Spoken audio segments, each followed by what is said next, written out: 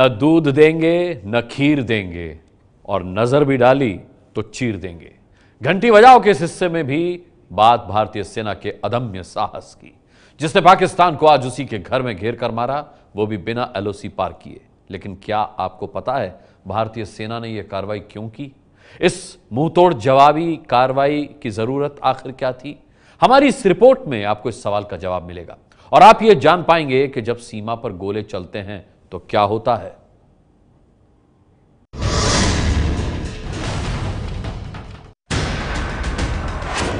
ये धुएं का पर्दा याद होगा आपको, जब जम्मू के नौशेरा सेक्टर में पाकिस्तान ने बदमाशी की हर हद पार की थी।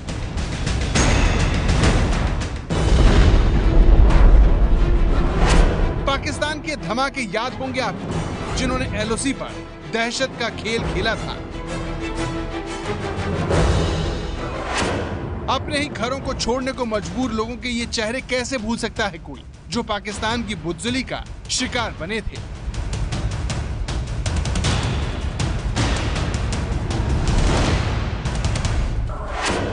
ये घर भी आपको याद होगा, जिसे पाकिस्तान के मोर्टार ने शमशान बना डाला था।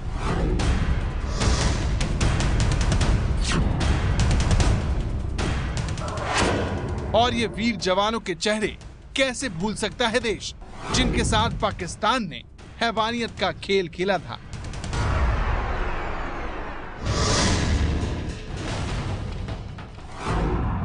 पाकिस्तान के हर गुनाह का, हर हैवानियत का भारतीय सेना ने करारा जवाब दिया है। 24 सेकंड में 16 धमाके करके हिंदुस्तान की फौज ने एक बार फिर सर्जिकल स्ट्राइक कर दी।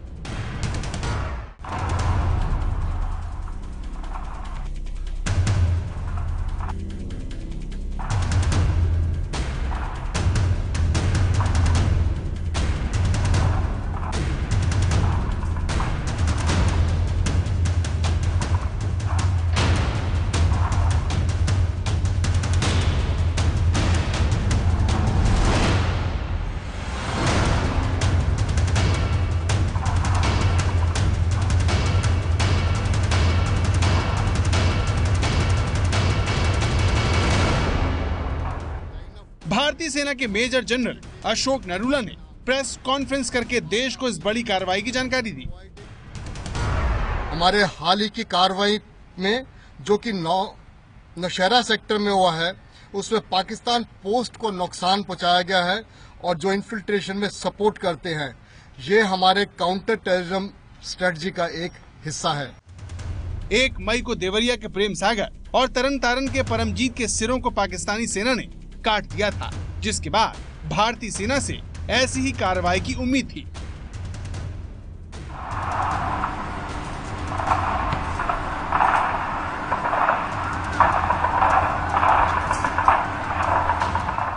पाकिस्तान की चौकी को बर्बाद करके उससे न सिर्फ बदला लिया गया, बल्कि ये भी बता दिया गया कि अगर हमें छेड़ा तो हम छोड़ेंगे नहीं।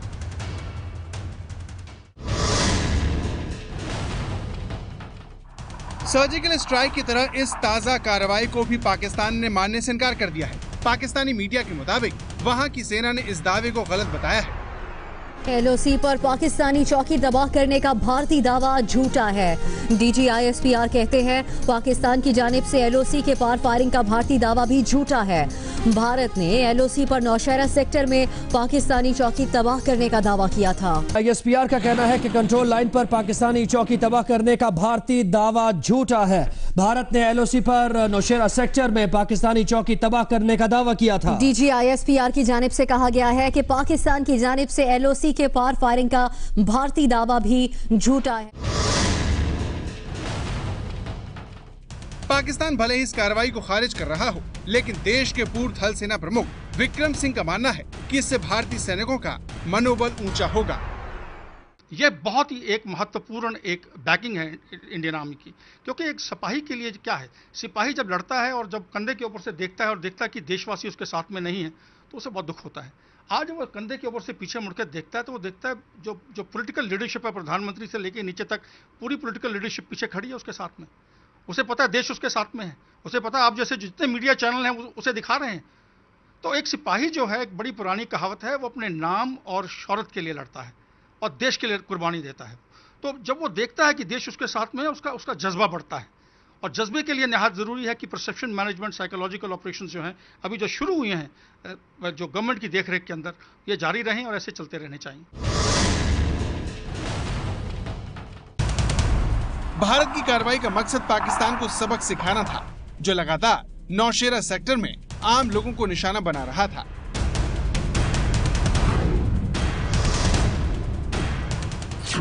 एबीपी न्यूज ने आपको नौशेरा में पाकिस्तान के पाप के सबूत दिखाए थे।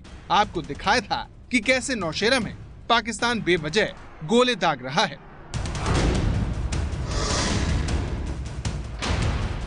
पाकिस्तान ने कैसे नौशेरा में तबाही मचाई थी, ये आपको दिखाएं। उससे पहले आपको वो जगह दिखाते हैं जहां पर भारतीय सेना ने पाकिस्तान की इस पोस्ट को तबाह किया।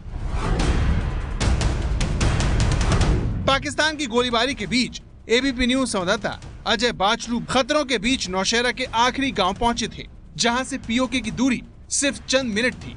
ये जगह इतनी खतरनाक थी कि जहां सिवाय सैनिकों के अलावा किसी को जाने की इजाजत नहीं थी।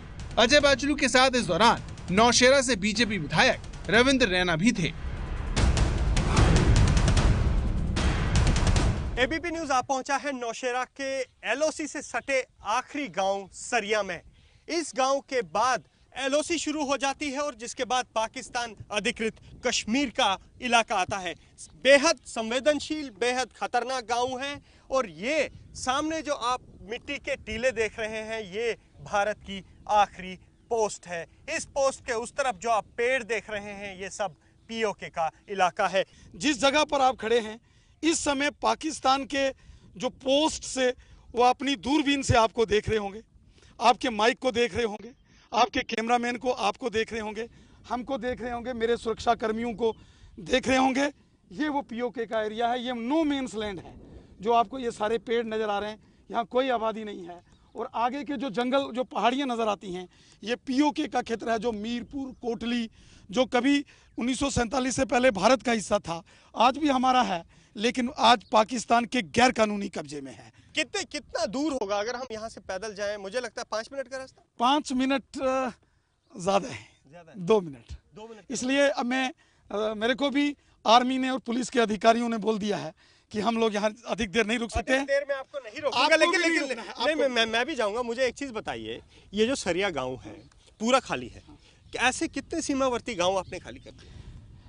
ऐसे लगभग 10-12 गांव खाली हो गए हैं, लेकिन अभी देखो आर्मी के कमांडर बोल रहे हैं कि आपको जाना है, प्लीज हमको यहाँ से निकलना है क्योंकि खतरे से खाली नहीं है। और ये हमने आपको सरिया आखिरी गांव दिखाया जो एलओसी पर है।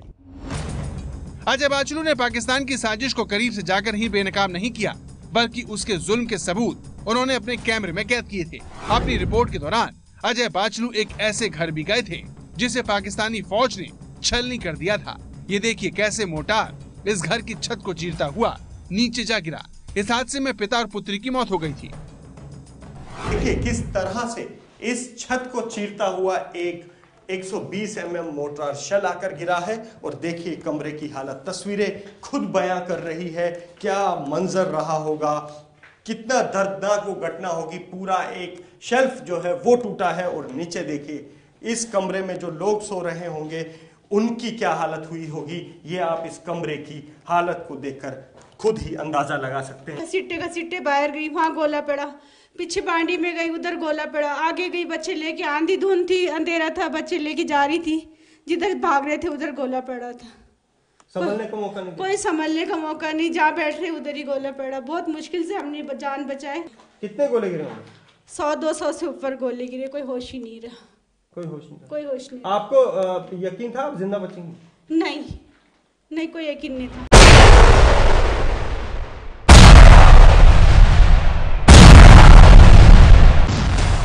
पाकिस्तान के दिए इन्हीं जख्मों का हिसाब करना बहुत जरूरी हो गया था। इसी सिलसिले में भारतीय सेना ने बड़ी कार्रवाई करते हुए बिना एलओसी पार किए चौकी के नाम पर आतंक के अड्डे को ढेर कर दिया। भारतीय सेना की ये कार्रवाई इस बात की मिसाल है कि जब सेना को फ्री हैंड यानी जवाब देने की खुली छूट दी जाती है तो दुश्मन की होश उड़ने तय हो जाते हैं।